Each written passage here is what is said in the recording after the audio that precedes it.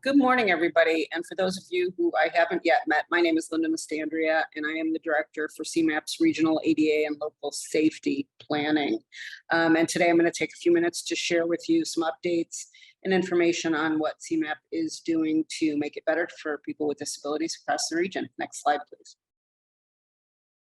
So I'm going to take us through a brief roadmap. We're going to talk about where we are today, what's required under the ADA, what all of it really means, what we can do, and how we can make it better together. Next slide, please. So we'll start with where we are today. Next slide. So in order to improve accessibility across the region, one of the things we need to know is where we're starting from, right? So where the sidewalk ends, a report that was jointly created from the Metropolitan Planning Council and the Great Lakes ADA Center is really providing us a great start in doing just that. It gave us a snapshot of a moment in time of where accessibility in the region stood. And the bottom line is really this. At the time of this study, of the over 280 some communities in Northeastern Illinois, about 10% had the required self-evaluations and ADA transition plans in place. So what that means for us really is that there's a lot of room to improve. There's certainly some work to do, but it gives us the opportunity to come together to talk about what we can do to improve accessibility and integration for people with disabilities, their families and friends and colleagues across the region. Next slide, please. And for those of you who don't know, some of you may not know, and for others of you, this is a refresher. The ADA was signed into law in 1990. And it provides very broad protections for people with disabilities against discrimination in employment, state and local government programs and services, public accommodations, telecommunications, and other areas. And the premise of the law is really this. It's very simple. It's that integration benefits not only people with disabilities, but society as a whole. It means that including people with disabilities into the fabric of our communities makes us stronger, more resilient, and better off economically. And we learn that in providing programs and services for people with disabilities, we all benefit. For example, curb cuts, they're not used just by people with disabilities, but they're used by parents pushing strollers, people wheeling luggage and carts, things like that. Think about captions on television. They were originally intended for people who are deaf or hard of hearing to provide access to communication, but now people use them all the time in bars and noisy environments to follow along on the TV screens. So today we're going to focus on the state and local government portion, or Title II of the Americans with Disabilities Act, talk about some of those requirements and how we can work together to meet those requirements and improve accessibility across the region. Next slide, please.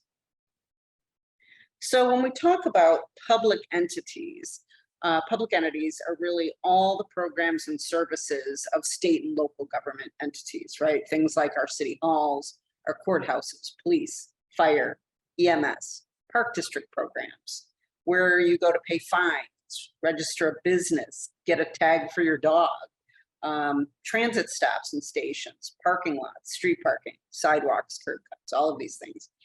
And no matter how many of these programs or services or facilities an entity has, all public entities, regardless of size, have to do a couple of things. Conduct a self-evaluation and provide public notice about the ADA and its requirements. Next slide. For those public entities that have 50 or more employees, there's a couple of additional requirements. They have to designate an employee to oversee Title II compliance, or which may be commonly known as an ADA coordinator. This person may have solely that responsibility, or that may be an additional title added on to some existing responsibilities. They also have to establish a grievance procedure. And this is important because it allows for a mechanism for people who believe they've been discriminated against based on their disability to file a complaint and to have that complaint addressed. And finally, they have to develop and implement a transition plan. But I'd like to rewind us just for a second and talk about the requirements of the self-evaluations that I mentioned are required of all public entities. So self-evaluation, go back up, thanks. A self-evaluation is an assessment of a public entity's programs, services, and physical facilities. It's an identification of barriers preventing the full participation of people with disabilities in those programs, services, and facilities. The transition plan takes the next step. It takes all that information from the self-evaluation and creates a roadmap that not only addresses compliance with the law, but integrating and including people with disabilities. And so this requires that public entity to develop a plan to address these barriers. It must include a couple of things: a timeline, a budget, of course, and the person or people that will be responsible for implementation of that plan. Next slide, please. So now we've talked a little bit about the requirements of the ADA, the self-evaluations and transition plans, and the role of the ADA coordinator. So let's take the next step and talk about what it all means and why we should care. Next slide, please. So by US Census and American Community Survey estimates, there's somewhere around 61 million Americans living with a disability today, give or take. And contrary to the popular belief that people with disabilities largely exist on government benefits, live in subsidized housing, and have no disposable income, studies of the worldwide purchasing power of people with disabilities tell us quite a different story. They tell us that there's a collective $8 trillion worth of purchasing power across the globe in people with disabilities. And in the United States alone, people with disabilities have more than $490 billion in disposable income. And so I imagine that communities that are building, rebuilding, looking to grow their economies, expand their tax base, might want to tap into the power of these dollars and that this community has. And the idea here is really what I've alluded to previously. By including and integrating people with disabilities into our communities, we're becoming more equitable. We're providing people with disabilities opportunity to live, to work, to play in our communities. And as a result, becoming part of that economic engine that drives long-term improvement in economic growth. And so now we understand a little bit about what it all means. So let's talk about what we can do. Next slide. So let's take a few minutes to talk about not only what CMAP can do, but what we as individuals, as government entities and officials, as advocates can do to move the needle on integrating people with disabilities into our communities. And I know it can be somewhat overwhelming and you don't know where to start or what to do, but it really doesn't have to be.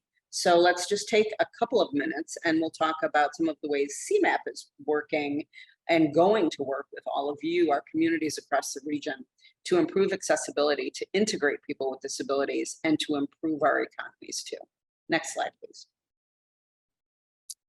So what we are working on at CMAP right now is creating a multifaceted program to meet all of you where you are. You know, we have to start at the beginning, right?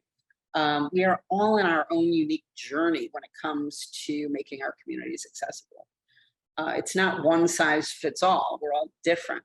And so the program we provide can't be one size fits all either. So we're developing and providing education and training for public entities, for advocates and allies, to not only give you a grounding in the requirements of the law, but the reasons behind it and how to successfully implement those requirements, the key piece. We'll be engaging in outreach to and with all of you, public entities across the region, disability stakeholder organizations, allied organizations, and others, to inspire, to educate, to inform, and to bring everyone along on this important journey. We'll provide real-time, on-demand technical assistance to our municipalities to guide them along this journey as well. We're developing a toolbox of resources, templates, checklists, and other materials. You heard about our new webpage, and you'll find all of this as we develop it on that webpage to aid all of our communities in their completion of self-evaluations and transition plans, and including and integrating people with disabilities in our communities. And as you engage in your self-evaluations and transition planning processes, you'll learn how it all ties together. You'll see that improving access to transportation and building transit-oriented communities makes things more accessible for people with disabilities, but benefits everyone along the way. if people, including people with disabilities, can't get to a place, they can't live there, they can't work there, they can't play there, they can't spend their money there, right? So that's the key, getting them to the place. So connecting transit to affordable housing, the next piece of the puzzle. This creates opportunity for people with disabilities, and again, others, to get to work, to live in a safe, affordable, accessible place, to get to work without spending a whole day trying to get there.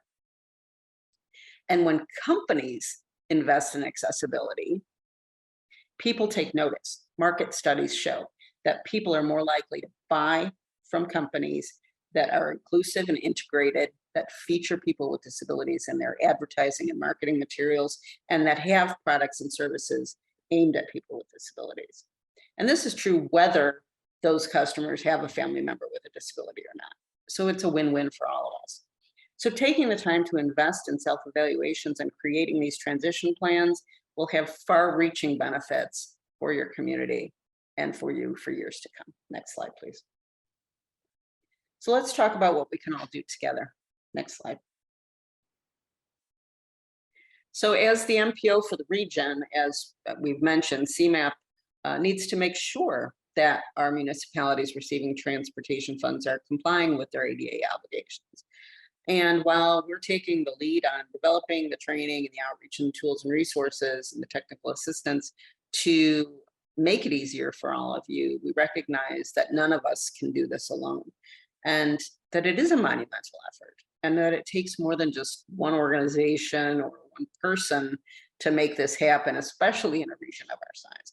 So it really takes all of us, public entities and officials, disability stakeholders, the broader community, CMAP, working together on developing and implementing all of these tools and practices and really philosophies about including and integrating people with disabilities in our community. But I am 100% confident that we can do it together, and that we're going to build the most accessible, inclusive region where people with and without disabilities can live and work and play together. Thank you.